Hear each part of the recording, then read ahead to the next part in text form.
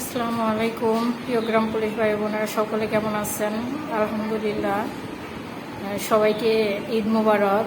ঈদের পরেই প্রথম আপনার ভিডিও করা, তো আশা করি সকলেই ভালো আছেন। সকলে আমার জন্য দোয়া করবেন। আমার শারীরিক অবস্থা তেমন একটা ভালো না, অসুস্থই আছি।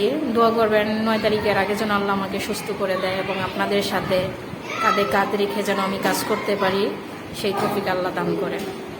তো সকলকে একটা কম মেসেজ দেওয়ার জন্য আসছি। আপনারা সকলেই জানেন, আসছে জুন বাজেট, 11 তারিখ আপনার বাজেট হবে। তো সব কিছুরই একটা সময় আছে। সময় ছাড়া আপনার কোনো কাজ করলেই হয় না, সময় মতো কাজ করতে হয়। তো যেহেতু জুন বাজেট 11 তারিখ, তা আমরা যদি জুনের বাজেটের আগে যদি আমরা আমাদের দাবি দাবাগুলো সরকারের কাছে তুলে ধরি, অবশ্যই আমাদের বিষয়টা বিবেচনা করবে। আর শুধু 9 তারিখে না, আমরা ফেব্রুয়ারি থেকে আমরা শুরু করছি। আর এর আগের থেকে তো আমরা করতে আছি, লালবাই করতেছে, বিভিন্ন কমিটি করতেছে, ওইটা আপনারা জানেন। কিন্তু আমরা ফেব্রুয়ারির 9 তারিখ থেকে আমরা শুরু করছি এই রাজপথে আন্দোলন করা, আমাদের দাবি দাবাগুলো তুলে ধরা এবং বিভিন্ন মন্ত্রীর কাছে স্মারকলিপি দেওয়া, প্রধানমন্ত্রীর কাছে স্মারকলিপি দেওয়া। আমরা কিন্তু বসে নাই, প্রত্যেকটা দপ্তরে আমাদের কাজ আমরা চালিয়ে যাচ্ছি। কিন্তু এটা হয়েছে এই অর্থ বছরের লাস্ট যে বাজেট হচ্ছে, এই বাজেটে যদি আমাদের ভালো কিছু হয় তাইলে আমরা তো সকলেই সেটা পাবো, তাই না? তাই এখানে আমি কোনো কমিটিকে আমি এখানে বলবো যে আপনারা বাধা দিয়েন না, বিভ্রান্তির সৃষ্টি করেন না। সকলে মিলে আসুন, আমরা ঢাকায় 9 তারিখে আমরা আসি এবং আমাদের সমস্যাগুলা, আমাদের যে 11 সালের গেজেট আছে, ওই গেজেট মোতাবেক আমাদের বেতন ভাতা এবং সেটা বহাল করার জন্য আমরা ঢাকাতে যাব এবং আমাদের কি বলে আমাদের যে চাওয়াগুলা সেগুলা আমরা আমাদের প্রধানমন্ত্রীর কাছে আমরা তুলে ধরবো। তো না চাইলে কিছুই হয় না। আপনারা জানেন, লালভাই প্রায়ই বলে যে না কানলে বাচ্চাকে মা ও দুধ দেয় না। এটাই কিন্তু বাস্তব। কারণ আমরা যদি না চাই তাহলে সরকার আমাদের গড়েই না আমাদেরকে দিয়ে যাবে না। আমাদের দাবি, আমাদের ন্যায্য শ্রমের অধিকার আমাদেরকেই আদায় করতে হবে। তাই সকলেই আপনারা ঢাকা আসবেন এবং আপনাদের ফ্যামিলি, পরিবার ভালো রাখার জন্যই আপনারা আসবেন। এখানে কিন্তু কোনো ব্যক্তিগত কারো কাজের জন্য আসতেছেন না যে আপনাদেরকে আমরা অনুরোধ করে আনতে হবে। দেখেন, আমি কালকে একটা পোস্ট করছি, এখানে আমাকে বলা হয়েছে একজনে যে আপা প্রতিটি জেলায় সভাপতিদেরকে আপনি ফোন দিয়ে তাদেরকে বুঝাইয়া বলেন। কেন ভাই আমরা বুঝাইয়া বলবো? এটা কি আমাদের কোনো কাজ? এটা কি লাল মিয়ার এক কাজ? না আমার কাজ? না আরও কমিটিদের তাদের কাজ, তাদের প্রয়োজন? এটা তো আমাদের সকলের প্রয়োজন। কারণ আপনারা জানেন, এই বর্তমানে 7,500 টাকা দিয়ে কোনো ফ্যামিলি সংসার চলতে পারে না। একটা বাচ্চার দুধের খরচও হয় না। তাহলে সেই জায়গায় আমরা 7,500 টাকা বেতন দিয়ে আমরা পুরাটা মাস কিভাবে আমরা চলি? এটা তো ন্যায়সঙ্গ, যুক্তিক দাবি নিয়ে আমরা ঢাকাতে আসব এবং আমাদের প্রয়োজনে আমরা আসব। তাহলে কেন আমাদেরকে অনুরোধ করতে হবে সভাপতিদের, সেক্রেটারিদের, থানা পর্যায়ে এমুকরে তেমুকরে কেন ফোন দিতে হবে ভাই বলেন? আবার একজনে কমেন্ট করেন যে টাকা পাঠিয়ে দেন, আসবো। কেন টাকা পাঠিয়ে দিব ভাই? এটা কোন ধরনের কথা আপনি বলছেন যে আমি আপনাকে টাকা পাঠিয়ে দিব? আপনি কি আমার কোনো কাজে আসতেছেন যে আমি আপনাকে টাকা পাঠাবো? এটা আপনি কি গ্রাম পুলিশে যদি চাকরি করে থাকেন, এই বাহিনীর যদি একজন সদস্য হয়ে থাকেন, তাহলে আপনি কিভাবে এই কথাটা বলেন যে টাকা পাঠিয়ে দেন? আমি টাকা পাঠাবো? আপনি তো আমার কোনো প্রয়োজনে আসতেছেন না যে আমাকে সহযোগিতা করার জন্য, আমার কোনো ব্যক্তিগত কাজে আপনি আসবেন, আপনাকে আমি টাকা পাঠিয়ে দিয়ে আপনাকে আনতে হবে। এটা কি আপনার প্রয়োজন না? টাকা যদি, বেতন যদি 10 টাকা বাড়ে, ওইটা কি আপনি পাবেন না? তাহলে এই কথা কেন বলেন? মূর্খের মতো কথা বলেন আপনারা। আপনাদের কি আল্লাহ বিবেক, জ্ঞান, বুদ্ধি কিছুই দেয় নাই? আমি যদি একজন মহিলা মানুষ হয়ে দৌড়াইতে পারি, হ্যাঁ, এখানে যেতে আমার ফ্যামিলিগত অনেক সমস্যা আছে, এটা আপনারা কিছু লাইভেও দেখছেন। আমার ব্যাপারে অনেক কিছু ছড়ানো হয়েছে। যাক, আমি ওই ব্যাপারে বলতে চাই না, কারণ আমি পারিবারিক বিষয়ে কোনো ফেসবুকের মিডিয়ায় আমি এগুলো প্রচার করতে চাই না। আসলে এটা যার যার ব্যক্তিগত ব্যাপার, এগুলো সোশ্যাল মিডিয়াতে আনা কোনো ভদ্রলোকের কাজ না। তো আমার পারিবারিক, আমারও অনেক সমস্যা আছে, বাধা আছে। বিশেষ করে আমার আম্মা, আমার মেয়ে, তারা পছন্দ করে না এখানে কাজ করা। ঠিক আছে, তারা বলে প্রয়োজন হলে আমি চাকরি ছেড়ে দেওয়ার জন্য। কিন্তু এইসব কাজ করার দরকার নাই। গ্রাম পুলিশ যারা কাজ করে তারা এই পর্যন্ত কেউই মূল্য পায় নাই, বরঞ্চ নিজের সর্বস্ব শেষ করছে, তারপরও কোনো মূল্য পায় নাই। ওইগুলো তারা দেখে। তো আমারে নিষেধ করছে, কিন্তু আমি তাদের নিষেধ মানি না। কিসের জন্য? যেহেতু আমি মনে করি যে 45,000 গ্রাম পুলিশ, আমরা একটা পরিবার, আমরা একটা সদস্য। আমি একা ভালো থাকি এটা ভালো থাকে না, সবাইকে নিয়ে যে ভালো থাকে সেটাই ভালো কথা। তো আমরা ওই চেষ্টাই করতেছি। তো আপনারাও ভাই আপনাদের জায়গা থেকে চেষ্টা করেন, ঠিক আছে? আপনারা সবাই ঢাকা আসেন, আপনাদের প্রয়োজনে আপনাদের ফ্যামিলি, সংসার, ছেলে মেয়ে ভালো রাখার জন্য আপনারা চেষ্টা করবেন। তাইলে আপনারা এখানে বিরোধিতা কেন করবেন? এই দুটানার ভিতরে কেন পড়বেন? আমরা মেসেজ দিছি ফেসবুকের মাধ্যমে, কালকে লাল মিয়া ভাই এত সুন্দর করে গুছিয়ে বুঝিয়ে আপনাদেরকে লাইভ করে বোঝানো হয়েছে। তারপরেও যদি আপনারা না বোঝেন, তাহলে ওই বোঝানোটা যদি ট্যাবলেট বানায় আপনাদেরকে পানি দিয়ে গুলায় খাওয়ানো হয়, তারপরে মনে হয় না আপনারা বুঝবেন। যারা বুঝার তারা অল্পতেই বুঝবেন, আর যারা না বুঝে তাদেরকে গুলায় খাওয়াই দিলেও বুঝবেন না।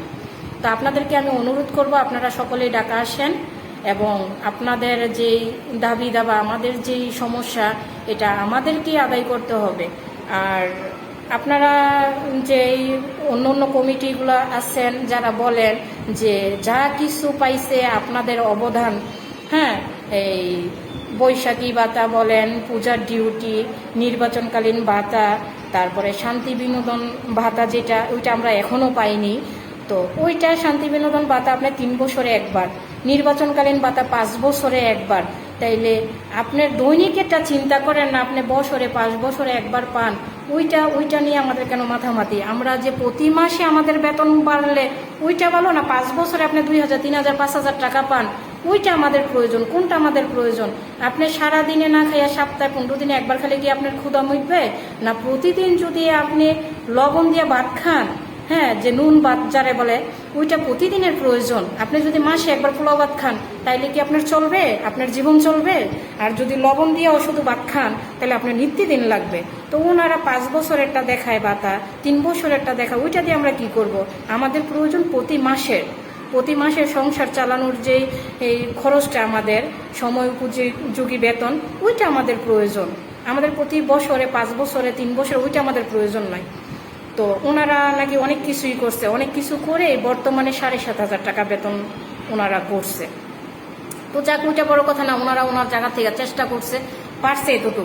কিন্তু ওনারা যে ক্রেডিটটা নেয় যে আমরা করছি, আমরা যদি করে থাকি, তাইলে আমাদের বেতনটা এখন বর্তমানে 15 থেকে 20,000 টাকার প্রয়োজন। যদি নিম্নে একটা ফ্যামিলি চলতে যায়, তাহলে 15 থেকে 20,000 টাকার প্রয়োজন। তারা যদি এটা করতে পারতো, তাহলে আমরা অবশ্যই ওনাদেরকে ধন্যবাদ দিতাম যে না, আসলেই করছেন। আপনারা 7,500 টাকা বেতন এই পর্যন্ত আনছেন, আপনারা গর্বের সাথে বলেন আপনারা অনেক কিছু করছেন।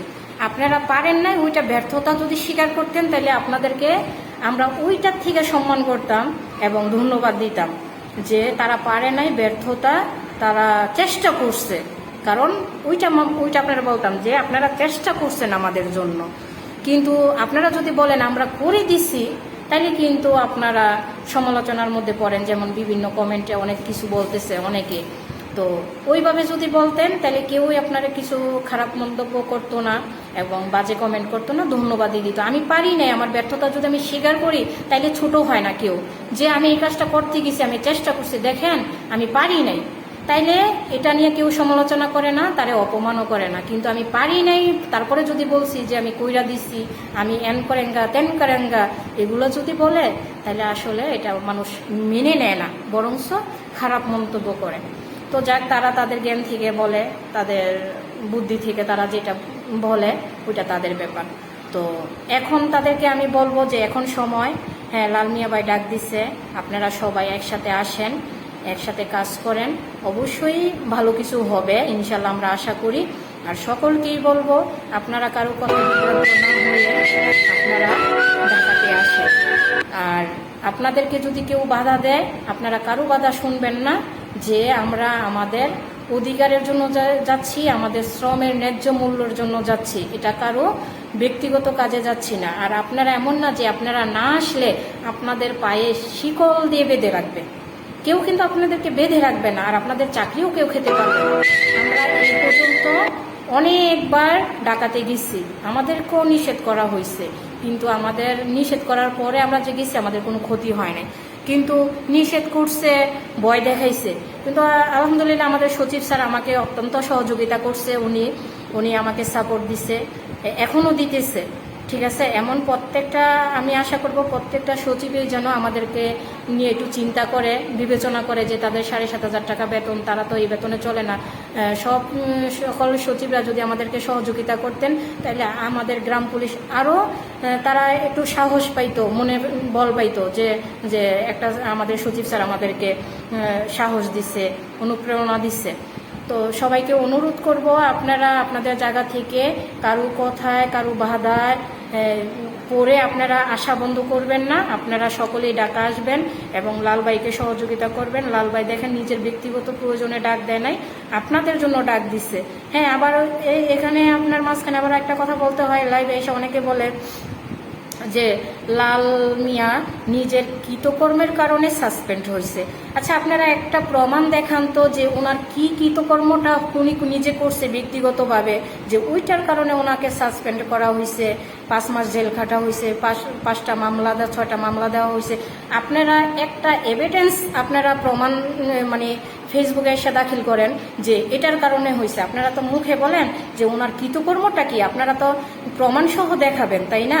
একটা মানুষের আপনার মতো করে আপনি তারে দোষারোপ করবেন, সবার কাছে তারেকে ছোট করবেন, প্রমাণ ছাড়া আপনারা কি প্রমাণ আছে যে উনি নিজের কৃতকর্মের কারণে উনি সাসপেন্ড হয়েছে? আমরা সকলেই জানি 2024 সালে উনি আন্দোলনের ডাক দেওয়া হয়েছিল ডিসেম্বর 10 তারিখে উনি ডাক দিচ্ছে। তখন ওনাকে আটকানোর জন্য ওনাকে এই মামলাগুলো দেওয়া হয় একমাত্র গ্রাম পুলিশের কাজের জন্য।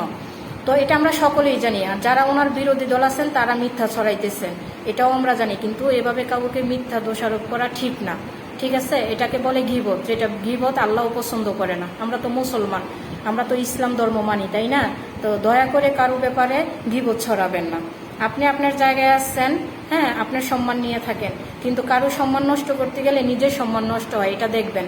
আপনি আরেকজনের বিরুদ্ধে গীবত বলতেছেন, আপনাকে কিন্তু আসলে কেউ ভালো বলতেছে না, আপনাকে কিন্তু উল্টা খারাপ বলতেছে। তাই কারো গীবত না করে কারো প্রশংসা করার চেষ্টা করেন, কারণ কেউ প্রশংসা করলে হ্যাঁ আপনার সম্মান আরেকজনে বাড়াই দিবে, আল্লাহ পাক বাড়িয়ে দিবে। তো আর কথা না বাড়াই, এমনিতেই ভিডিওটা বড় হয়ে গেছে। সকলেই দোয়া করবেন আমার জন্য, হ্যাঁ, আল্লাহ যেন আমাকে একটু সুস্থ করে। আমি শারীরিকভাবে আসলে অনেকই অসুস্থ, তো আমিও দোয়া করি আপনাদেরকে, আল্লাহ যেন আপনাদেরকে সুস্থ রাখে এবং 9 তারিখে যেন আপনারা সবাই উপস্থিত হয়ে আমাদের যে চাওয়াটা, হ্যাঁ, সেটা যেন আমরা সফল করতে পারি। তো সবাই ভালো থাকবেন। আসসালামু আলাইকুম ওয়া রাহমাতুল্লাহি ওয়া বারাকাতুহু।